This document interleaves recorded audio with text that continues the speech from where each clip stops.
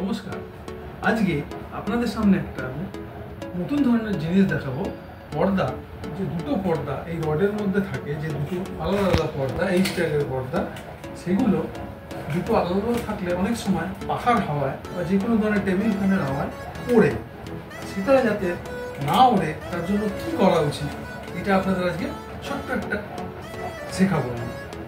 হয়তো অনেকেই আপনারা জানেন, কিন্তু জাস্ট আমি যারা জানেন না তাদের একবার দেখিয়ে দেবো যে এই দুটো পর্দা কীভাবে উড়বেন হাওয়ায়, সেটা দেখিয়ে দেবো। তাহলে আসুন আমার পর্দাটাকে খুলি। তো দেখুন, এই যে দুটো পর্দা টাঙানো দেখেছিলেন, সেই দুটো পর্দাকে আমি সোজাভাবে পাশাপাশি রেখেছি। কেমন করে রাখবো দেখুন, এর লাস্টের দুটো আর এর প্রথম দিকের দুটো, যে কোনো দিকেরই হতে পারে, সে দুটোকে পরস্পরের ওপরে রাখলে বুঝতে অসুবিধা হলে আবার দেখাচ্ছি। এই দুটোর হোল আর এটার এদিকের হোল, এই দুটোকে একসাথে রাখলাম, হলো।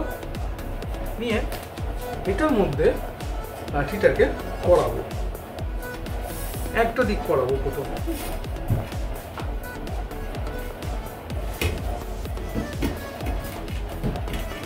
দেখুন করাচ্ছি।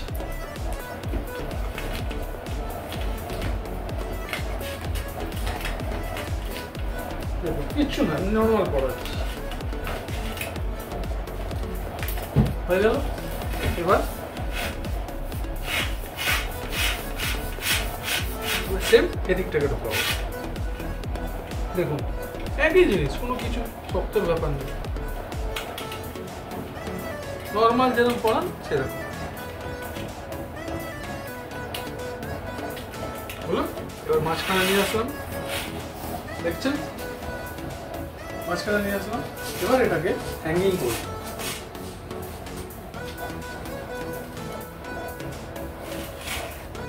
এবার এটাকে হ্যাঙ্গিং করব। এটা মাঝখানে রেখেছি, এটাকে জাস্ট হ্যাঙ্গিং করছি।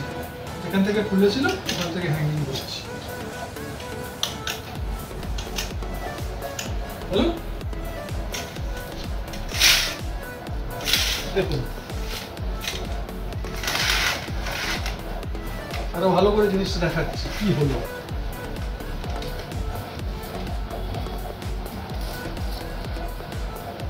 এই যে দেখছেন, যে দুটোকে আমি জয়েন্ট করেছিলাম, সেটা হচ্ছে এই দুটো জয়েন্টের পার্ট। এটা পরস্পর ভেতরের দিকে ঢুকে গেছে, দেখুন। তার ফলে এই জায়গাটা একটা ফিক্সড টাইপের জিনিস হয়ে গেছে, নর্মাল একদম, দেখুন। কিন্তু এই জায়গাটা যতই হাওয়া দিক না কেন, কিছু হবে না।